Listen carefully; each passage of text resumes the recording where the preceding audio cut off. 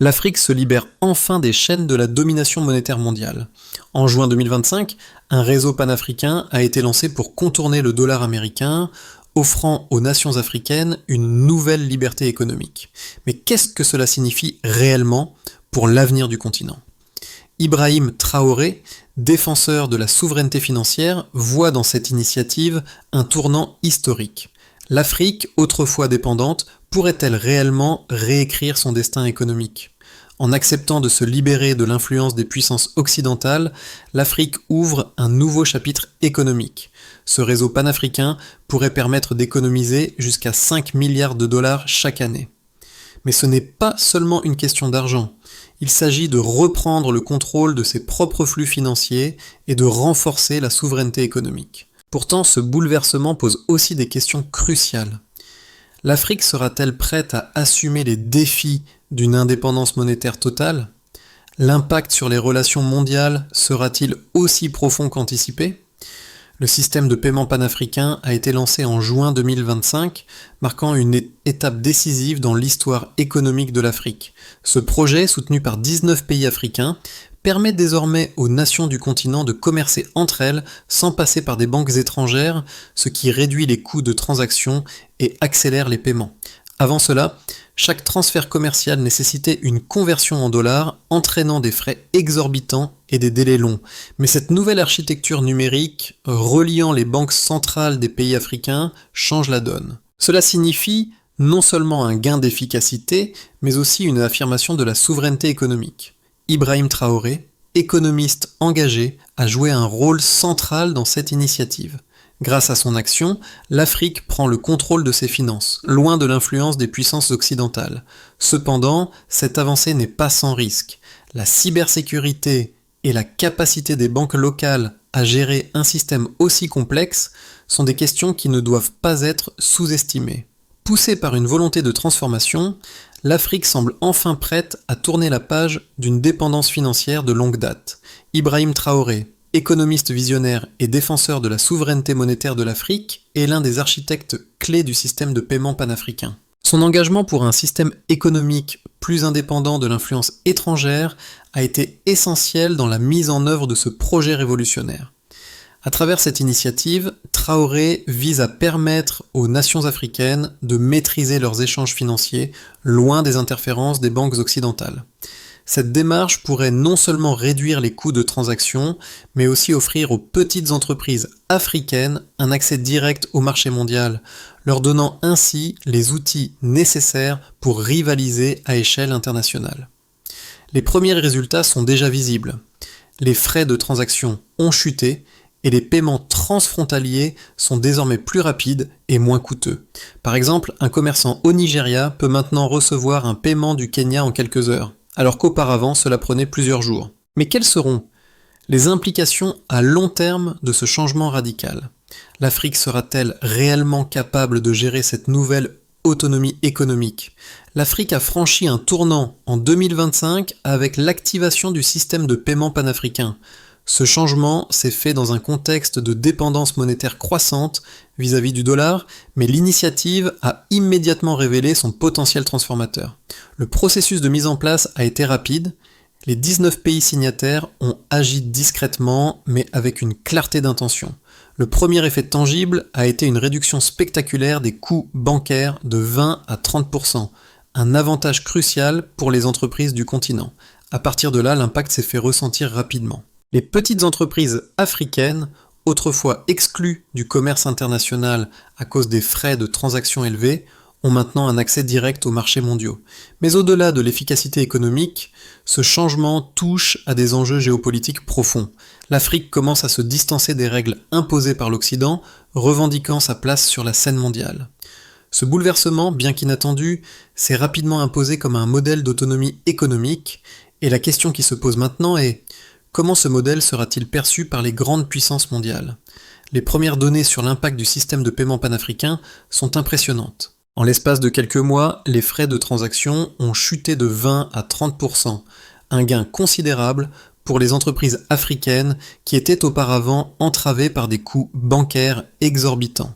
Les entreprises locales bénéficient désormais de paiements plus rapides et plus accessibles. ce qui facilite leur intégration dans le commerce mondial. Par exemple, les exportateurs de produits agricoles, comme les producteurs de cacao en Côte d'Ivoire, peuvent désormais recevoir des paiements en temps réel, ce qui améliore considérablement leur trésorerie. Le système a également permis de réduire les délais de transaction, passant de plusieurs jours à quelques heures. Cette rapidité accrue a un impact direct sur l'efficacité des chaînes d'approvisionnement et sur la compétitivité des entreprises africaines. Un autre chiffre clé est l'économisation estimée de 5 milliards de dollars par an grâce à la réduction des frais bancaires et à l'élimination des intermédiaires étrangers. Ces données montrent qu'avec ce système, l'Afrique commence à prendre le contrôle de ses propres flux financiers, ce qui renforce la position économique du continent. Deux arguments principaux soutiennent la viabilité du système de paiement panafricain, l'efficacité accrue des transactions et l'indépendance monétaire. D'une part, la réduction significative des coûts de transaction, jusqu'à 30%, représente un atout majeur pour les entreprises africaines. Ces économies permettent de réinvestir directement dans l'économie locale, ouvrant la voie à une croissance durable. De plus, la rapidité des paiements, désormais mesurée en heures plutôt qu'en jours, favorise une circulation plus fluide des biens et des services, augmentant ainsi l'efficacité du commerce intra-africain. D'autre part, l'argument géopolitique est tout aussi puissant. En s'affranchissant du dollar et en réduisant sa dépendance vis-à-vis des institutions financières étrangères, l'Afrique gagne en souveraineté économique. Ce changement ne fait pas seulement de l'Afrique une zone économique plus compétitive, il renforce également sa position sur la scène internationale, réduisant son exposition aux crises économiques mondiales. L'initiative prouve que l'Afrique peut créer une alternative viable au système financier dominé par les puissances occidentales, un modèle qui pourrait inspirer d'autres régions du monde. Mais malgré ses atouts, des questions demeurent. Le système pourra-t-il résister à la pression des grandes puissances économiques, et l'Afrique est-elle prête à gérer les défis qui l'accompagnent ? La véritable révolution du système de paiement panafricain ne réside pas uniquement dans l'efficacité des transactions ou dans les économies réalisées, mais dans la transformation géopolitique qu'il induit. En libérant les nations africaines du joug du dollar, l'Afrique pose les bases d'un nouvel ordre économique. Ce système devient plus qu'une simple solution technique. Il symbolise un changement radical dans la manière dont l'Afrique interagit avec le reste du monde. L'Afrique, pour la première fois, se voit comme un acteur autonome, capable de redéfinir ses relations économiques à l'échelle mondiale. Ce pivot pourrait également attirer l'attention d'autres régions du monde, notamment celle du Sud global, qui pourrait envisager de suivre le même chemin. Mais à ce stade, il reste à voir si ce système résistera aux pressions externes. Le système panafricain est-il la clé d'un modèle économique alternatif ou une réponse temporaire aux failles du système actuel ? L'avenir de ce projet dépendra de sa capacité à s'adapter et à se défendre contre les oppositions internationales. L'impact du système de paiement panafricain sur l'économie du continent est déjà visible dans plusieurs secteurs clés. Grâce à la réduction des frais bancaires et à la rapidité des paiements, des secteurs tels que l'agriculture, le commerce de détail et les PME bénéficient directement de cette avancée. Par exemple, un producteur de cacao en Côte d'Ivoire peut désormais recevoir des paiements plus rapidement, ce qui améliore ses flux de trésorerie et lui permet d'investir davantage dans sa production. Ce gain en liquidité est un atout majeur pour l'ensemble du secteur. Dans le secteur des petites et moyennes entreprises, PME, la situation est tout aussi prometteuse. Les entrepreneurs africains qui étaient auparavant freinés par des frais bancaires élevés peuvent désormais interagir plus facilement avec d'autres pays du continent. Un artisan au Kenya peut vendre ses produits en Afrique du Sud tout en bénéficiant d'une réduction significative des frais et d'une transaction beaucoup plus rapide. À un niveau macroéconomique, les économies réalisées grâce à la suppression des intermédiaires étrangers devraient atteindre environ 5 milliards de dollars par an.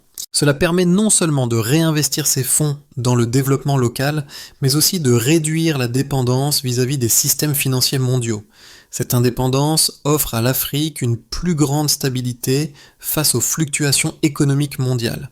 Le système de paiement panafricain va au-delà des bénéfices économiques immédiats.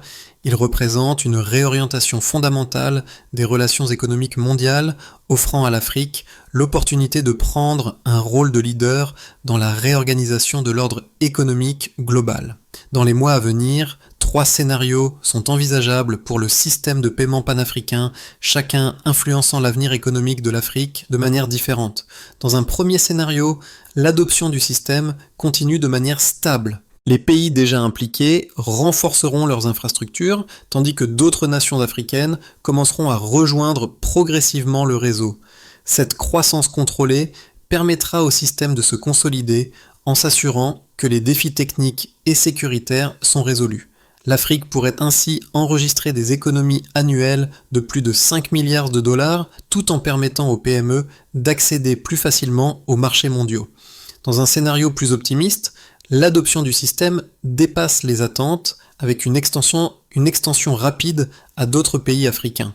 Ce scénario idéal verrait l'Afrique non seulement réduire sa dépendance vis-à-vis des puissances économiques extérieures, mais également devenir un modèle pour d'autres régions du monde. Si ce scénario se concrétise, l'Afrique pourrait devenir un acteur majeur dans le réaménagement du système économique mondial, offrant un modèle alternatif à la domination du dollar. Dans un scénario plus pessimiste, l'opposition des grandes puissances économiques, notamment les États-Unis et l'Union européenne, pourrait ralentir l'adoption du système. Les cyberattaques ou des défis techniques pourraient nuire à son déploiement, limitant son efficacité et son impact. Certaines régions du continent pourraient également manquer des infrastructures nécessaires pour soutenir le système, entraînant une adoption plus lente et des résultats moins significatifs. Indépendamment du scénario, l'avenir du système de paiement panafricain dépendra de la capacité de l'Afrique à résoudre ces défis et à pérenniser son modèle économique. Le chemin à suivre dans les mois à venir sera crucial pour façonner l'impact à long terme de cette initiative. L'impact du système de paiement panafricain ne se limite pas à un changement économique majeur, il touche profondément chaque Africain. Ce système offre une chance inédite aux petites entreprises, aux commerçants et aux producteurs qui, grâce à la réduction des frais et à l'accélération des paiements, peuvent désormais participer pleinement au commerce international. Par exemple, un artisan à Dar et Salam peut vendre ses produits en Afrique du Sud et recevoir le paiement en quelques heures, alors qu'auparavant, cela prenait plusieurs jours. Ce n'est pas seulement un gain financier, il s'agit aussi d'une question de dignité et de souveraineté. L'Afrique n'est plus simplement spectatrice des événements économiques mondiaux, elle devient un acteur qui écrit sa propre histoire. Chaque transaction effectuée avec ce système est un acte d'indépendance, un pas vers un avenir où l'Afrique se donne les moyens de ses ambitions économiques. Mais cette révolution ne se limitera pas aux seuls bénéficiaires directs. Elle demande une implication collective. Chaque entrepreneur, chaque citoyen, chaque gouvernement a un rôle à jouer dans le succès de ce projet. Comment pouvez-vous, à votre échelle, contribuer à cette transformation? Comment l'Afrique peut-elle continuer à grandir grâce à cette initiative? Participez à ce mouvement, engagez-vous dans cette conversation. C'est ensemble que l'Afrique pourra écrire les prochaines pages de son histoire. Pour que le système de paiement panafricain devienne une solution durable et pérenne, plusieurs étapes essentielles doivent être franchies. La première priorité est d'améliorer les infrastructures numériques à travers tout le continent. Cela inclut la sécurisation des plateformes de paiement, le renforcement des systèmes de cybersécurité et la mise en place de serveurs robustes. Ce renforcement est indispensable pour garantir la stabilité et la sécurité des transactions au sein du système. Il est crucial de former tous les acteurs économiques africains à ce nouveau système. Des programmes de sensibilisation et de formation doivent être déployés à grande échelle, en particulier pour les petites et moyennes entreprises, afin qu'elles puissent pleinement bénéficier des avantages du système. Cela implique également la formation des banques et des institutions financières pour assurer une gestion fluide des transactions numériques. Les gouvernements africains doivent collaborer pour élaborer des régulations communes qui faciliteront l'intégration des systèmes bancaires locaux et régionaux. Cette harmonisation des régulations est essentielle pour garantir la sécurité des transactions, la confidentialité des données et l'interopérabilité des systèmes entre les pays. Le système devra s'étendre progressivement à d'autres pays africains, en fonction de leurs capacités infrastructurelles et économiques. Chaque pays doit être prêt à intégrer le réseau sans perturber le fonctionnement des pays déjà engagés. Une gestion du changement claire et transparente sera nécessaire pour une intégration réussie. En suivant cette feuille de route, l'Afrique pourra garantir que le système de paiement panafricain non seulement perdure, mais qu'il devienne un modèle économique durable pour le continent. Ce système de paiement panafricain ne marque pas seulement un tournant dans l'histoire économique de l'Afrique, il incarne un nouveau rêve, une vision partagée d'un continent libre, souverain et autonome sur le plan économique. Ibrahim Traoré, grâce à sa vision et son engagement, a joué un rôle déterminant dans cette révolution. Mais au-delà de sa personne, c'est toute l'Afrique qui prend en main son destin. Chaque transaction effectuée grâce à ce système est bien plus qu'un simple échange financier. C'est un acte symbolique de liberté et d'indépendance. L'Afrique ne dépend plus des puissances étrangères pour ses transactions économiques. Elle est maîtresse de ses finances et cette indépendance est un message fort envoyé au monde. Ce changement est plus qu'une réussite technologique ou économique. C'est une affirmation de la capacité de l'Afrique à se réinventer, à se libérer des chaînes du passé et à se positionner comme un acteur clé de l'économie mondiale. L'Afrique n'est plus un spectateur passif, elle devient un acteur central du paysage mondial. À travers cette transformation, l'Afrique n'a pas seulement changé son avenir économique, elle a redéfini son identité. C'est une nouvelle ère qui commence, et chaque Africain a un rôle à jouer dans cette révolution. L'Afrique se trouve à un moment charnière, avec une opportunité unique de redéfinir son avenir économique. Le système de paiement panafricain est une chance de transformation collective, où chaque Africain, chaque entrepreneur, chaque citoyen a un rôle crucial à jouer. L'autonomie économique que ce système offre ouvre la voie à des opportunités infinies, non seulement pour les grandes entreprises, mais aussi pour les petites entreprises et les artisans à travers le continent. Ce n'est pas seulement une question d'infrastructure ou de technologie, c'est une question de participation active. L'Afrique ne peut pas réussir seule, et chaque individu a un rôle à jouer dans cette révolution économique. Que pouvez-vous faire pour contribuer à cette transformation ? Comment allez-vous saisir cette opportunité pour favoriser le changement et faire avancer l'Afrique ? Rejoignez la conversation, partagez vos idées et engagez-vous activement dans ce mouvement. Ensemble, nous avons la possibilité de créer un avenir prospère, autonome et durable pour l'Afrique. L'Afrique a besoin de vous, de vos idées et de vos actions pour faire de cette révolution une réalité durable. Vous êtes prêts à faire partie du changement ?